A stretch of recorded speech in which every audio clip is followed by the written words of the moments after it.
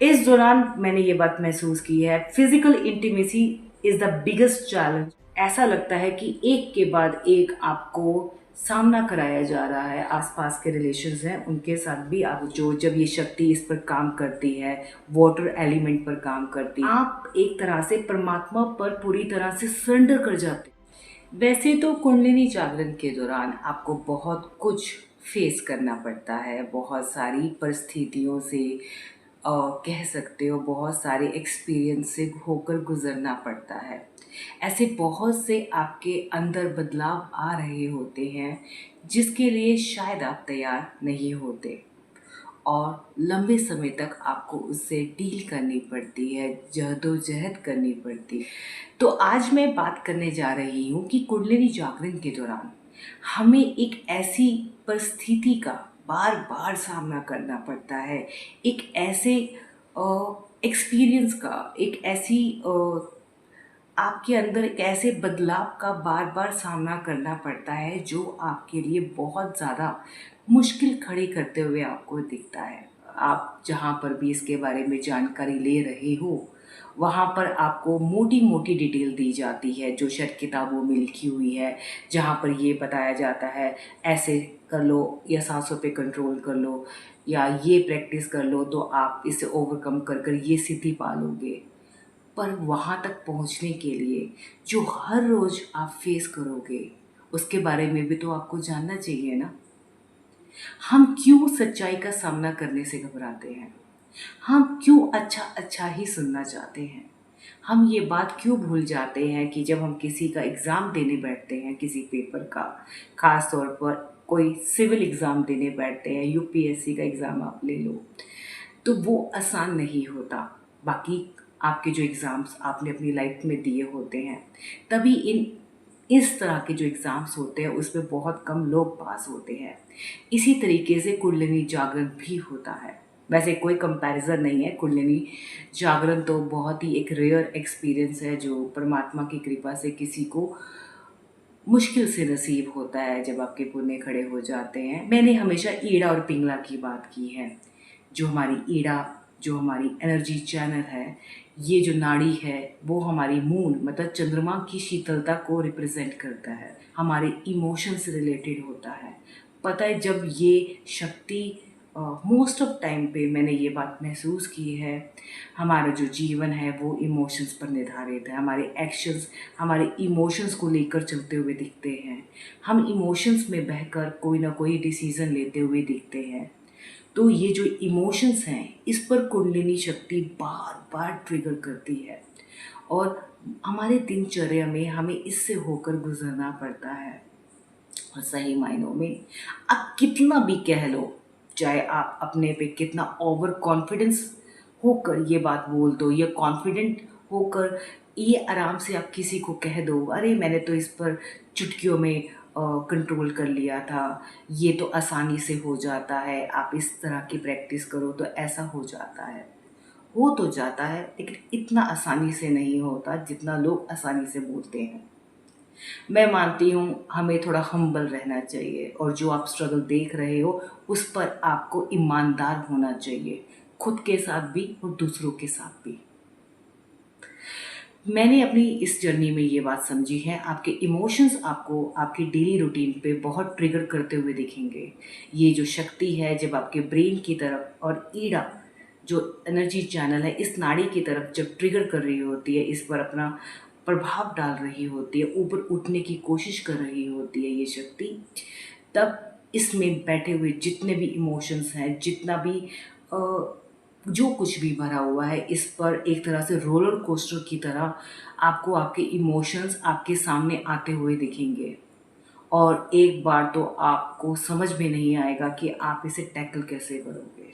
जैसे हम सब जानते हैं, साइंस में भी हमने पढ़ा है कि 60% एक अडल्ट के अंदर पानी भरा होता है। इसी तरह से जो हमारी मसल, किडनी, स्किन, यहाँ पर भी पानी होता है। तो हमारी जो मोस्ट ऑफ बॉडी है उसमें पानी की कितनी ताकत है, हमारे जो इमोशंस हैं वो पानी से रिलेटेड है। तो आप ये देखो, इस पर जब ये शक्ति ट्रिगर करती है, जो प्राण के जब ये फ्लो बढ़ता है, इस लाइफ फोर्स एनर्जी का जब फ्लो बढ़ता है, पता है ये इसमें एक तरह से सुनामी, मतलब जैसे एक समुद्र में ये जब लहरें उठते हुए आपको दिखती हैं, जब सुनामी सा आता है, ऐसा आपको महसूस होते हुए दिखता है। ये जब शक्ति सही तरीके से काम कर रही होती है, ये तो आप पर भी निर्भर करता है कि आप सही प्रैक्टिस कर रहे हो या नहीं कर रहे हो।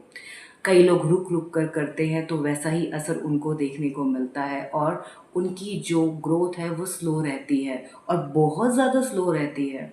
मैं आपको सच बताऊं, जहाँ पर एक जो सिंसियरिटी के साथ परमात्मा की कृपा से जो वो आगे बढ़ता है 1 या 2 सालों में, जो रुक रुक कर या कोई ऐसी प्रैक्टिस नहीं कर रहे होते, या एक अपने डेली रूटीन में एक अनुशासन में नहीं रह रहे होते, उन्हें वही जो एक्सपीरियंस है 8 या 10 साल के बाद महसूस होता है। जैसे हम सब जानते हैं कि हमारे जो हार्मोन्स हैं उसे बनाने के लिए हमारे ब्रेन को वाटर की ज़रूरत है, हमारे बॉडी टेम्परेचर को मेंटेन करने के लिए वाटर की ज़रूरत है। तो आप ये सोचो, जब ये शक्ति इस पर काम करती है, वाटर एलिमेंट पर काम करती है, तो हमारी होल जहाँ जहाँ पर पानी है वहाँ पर ये शक्ति एक तरह से असर करते हुए आपको दिखती है। पता है, एक तरह से पानी की लहरों में जो उठक पटक होती है, एक तरह से कई बार सुनामी जैसा महसूस होता है, पानी की लहरें जैसी उठते हुए आपको डेंजरस महसूस होती हैं, ऐसे ही आपके इमोशंस और पानी का जो आपकी बॉडी के अंदर जो टेम्परेचर जो आपका मेंटेन हो रहा होता है वो बिगड़ता हुआ आपको दिखता है। पता है, जब ये शक्ति काम करती है इस वाटर एलिमेंट के ऊपर, तो आपको बहुत ज़्यादा एक तरह से झंझोर दिया जाता है, और ये आसान नहीं होता कहने को। आप कह सकते हो कि कोई समझे ये खाली मूड स्विंग्स आपको हो रहे होंगे उस दौरान, लेकिन ऐसा नहीं होता, ये मूड स्विंग से भी परे होता है। ऐसा लगता है कि आपके अंदर विचारों का बाढ़ सा आ गया, इमोशंस का बाढ़ सा आ गया है, जिसको आप डील नहीं कर पा रहे, कोप अप नहीं कर पा रहे। एक के बाद एक इमोशंस आपके सामने खड़े हो जाते हैं। कुड यू इमेजिन वो टाइम कैसा गुजरता होगा जहाँ पर आप अपने इमोशंस के साथ भी डील नहीं कर पा रहे हो। अटैचमेंट तो दूर की बात है, आपको ये फील होता है एक सेकंड आपका ये इमोशन है, दूसरे सेकंड आपका ये इमोशन है।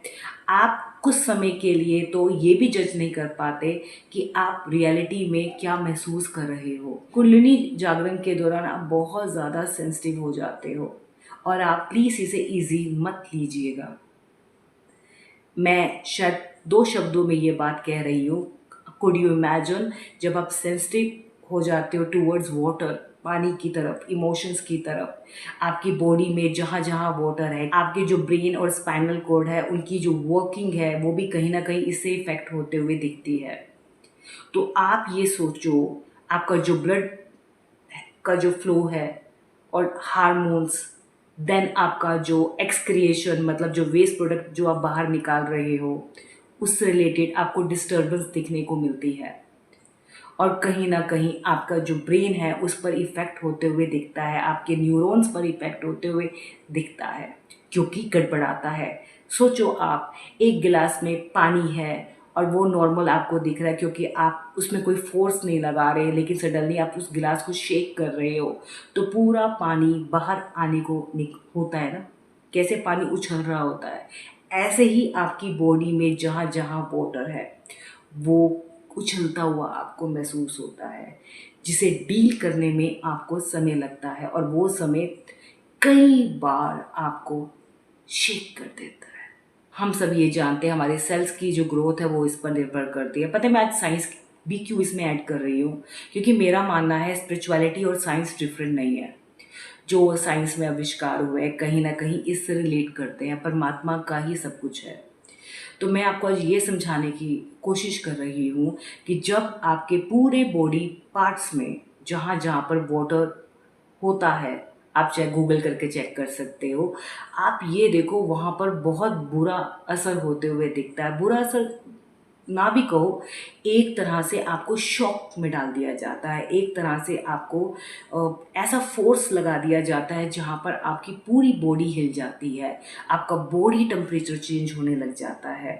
आपकी स्वेटिंग बढ़नी शुरू हो जाती है। कई बार तो आपका डाइजेस्टिव सिस्टम इतना गड़बड़ा जाता है कि आपको समझ में नहीं आता कि इस एरिया पर खाना पीना बाहर एक्सक्रिएट मतलब आपको जो वेस्ट प्रोडक्ट बाहर निकालना, उसमें भी कई बार डिस्टरबेंस होते हुए आपको दिखती है। बाद में बैलेंस हो जाता है लेकिन समय लगता है। दरअसल पता है, मैं कोशिश ये कर रही हूँ आपको ये बताने की, इस दौरान आपके इमोशंस इतने ज़्यादा आप पर हावी हो जाते हैं, एक डिमन की तरह, एक तरह के राक्षस की तरह, मैं ये सच बोलूँगी, जहाँ पर आपको ये बात महसूस होती है कि वो आपको डरा रहे हैं। आपके अंदर बैठे हुए जितने भी ट्रॉमा, डर, खौफ, घबराहट, जो आपकी नेगेटिव थिंकिंग या पास्ट एक्सपीरियंस, जो जो डर खौफ आपने जो छुपा रखे हैं, वो सारे बाहर आ जाते हैं। क्लिपिंग्स दिखनी शुरू हो जाती हैं, जहाँ पर आपको इस बात का एहसास होता है कि जहाँ पर आप ऐसा लगता है कि एक के बाद एक आपको सामना कराया जा रहा है आपके वाटर एलिमेंट से रिलेटेड डर का, कि उस दौरान आप एक तरह से परमात्मा पर पूरी तरह से सरेंडर कर जाते हो। आपको एक तरह से अपने आप से ही दूर होने की आप कोशिश करते हो। आपको लगता है कि मैं इनसे डील कैसे करूं। इस दौरान कई बार ये भी होता है कि आपको डिप्रेशन, एग्जाइटी, स्ट्रेस बहुत ज़्यादा बढ़ जाता है, और ऑनेस्ट वे में कहूँ बहुत ज़्यादा बढ़ जाता है। एंगर इशू भी आपको हो सकता है, जो कि क्योंकि इस दौरान हम कई बार अपने इमोशंस के साथ डील नहीं कर पाते, और आपके जो आसपास के रिलेशंस हैं उनके साथ भी आपको आपकी बिगड़ते हुए दिखेंगे,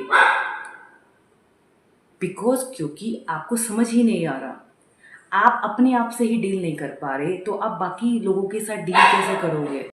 एक चीज़ और भी होती है, और आपको अनहेल्दी अगर आपके अटैचमेंट्स किसी के टूवर्ड्स हैं, चाहे अबाउट फिजिकल इंटीमेसी से रिलेटेड भी हो सकता है, अगर आपने किसी को बहुत प्यार किया है, या अपने माता पिता जिससे रिलेटेड भी आपकी बहुत अटैचमेंट है, ये चीज़ें उठते हुए दिखेंगे। इस दौरान मैंने ये बात महसूस की है, physical intimacy is the biggest